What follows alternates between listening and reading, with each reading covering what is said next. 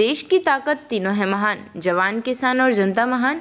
बड़ी खबर, national Herald मामला, अदालत का फैसला टला। 2000 करोड़ की संपत्ति पर कांग्रेस की मुश्किलें बरकरार। दिल्ली की अदालत ने प्रवर्तन निदेशालय के आरोप पत्र पर संज्ञान लेने का आदेश किया स्थगित। अब सुनवाई 7 और 8 अगस्त को होगी। इस अहम केस में कांग्रेस की शीर्ष नेताओं सोनिया गांधी और राहुल गांधी समेत अन्य प्रमुख चेहरों के खिलाफ गंभीर आरोप हैं। मामला नेशनल हेराल्ड अखबार से जुड़ी 2000 करोड़ की संपत्ति के कथित फर्जी अधिग्रहण और मनी लॉन्ड्रिंग से जुड़ा है। क्या है पूरा मामला? नेशनल हेराल्ड अखबार का प्रकाशन एसोसिएटेड जर्नल्स लिमिटेड करती थी, जिसकी कई अहम अचल संपत्तियां देश भर में मौजूद थीं। कांग्रेस पार्टी ने एजेएल को करीब 90 करोड़ रुपए का लोन दिया था। बाद में यंग इंडियन नामक एक निजी कंपनी के जरिए ये सभी संपत्तियां सिर्फ 50 लाख रुपए में ट्रांसफर की गईं।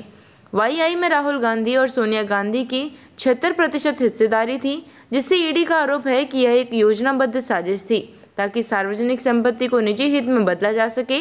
अब तक की कानूनी कार्यवाही, ईडी ने पीएमएलए के तहत आरोप पत्र दायर किया, जिसमें सोनिया गांधी, राहुल गांधी के अलावा दिवंगत मोतीलाल वोरा, ऑस्कर फर्नांडिस, सैम पित्रोदा, सुमन दुबे और डोटेक्स मर्चेंडाइज प्राइवेट लिमिटेड को आरोपी बनाया गया है।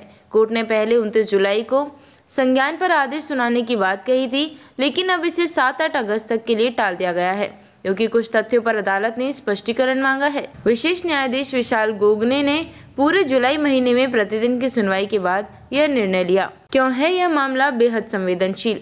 यह न सिर्फ आर्थिक अनियमितता का मामला है, बल्कि इसमें देश की सबसे पुरानी राजनीतिक पार्टी के शीर्ष नेताओं की संलिप्तता का गंभीर आरोप है।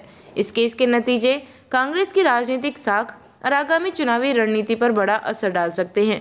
विपक्ष इसे सत्ता द्वारा प्रतिशोध की कार्यवाही बता रहा है, जबकि सरकार इसे कानूनी प्रक्रिया का हिस्सा कह रही है। निष्कर्ष, इस केस की हर सुनवाई राजनीतिक हलकों में हलचल मचा देती है। अब 7 और 8 अगस्त को अगली सुनवाई होगी, जहां अदालत तय करेगी कि आरोप पत्र पर संज्ञान लेकर मामले की औपचारिक सुनवाई शुरू की जाए या नहीं। देश भर की निगाहें इस फैसले पर टिकी हैं, क्योंकि यह सिर्फ एक आर्थिक अपराध का मामला नहीं, बल्कि नेतृत्व, पारदर्शिता और राजनीतिक नैतिकता की भी परीक्षा है। अतिरिक्त तथ्य, यंग इंडियन एक नॉट फॉर प्रॉफिट कंपनी के रूप में रजिस्टर्ड है, लेकिन उसके जरिए करोड़ों की संपत्ति हासिल करना सवालों के घेरे में है। ईडी ने इससे जुड़ी दिल्ली, मुंबई, कोलकाता, भोपाल जैसी जगहों पर जांच और संपत्तियां जब्त की हैं। मामला पहली बार 2012 में सुब्रमण्यम स्वामी की शिकायत के बाद सुर्खियों में आया था।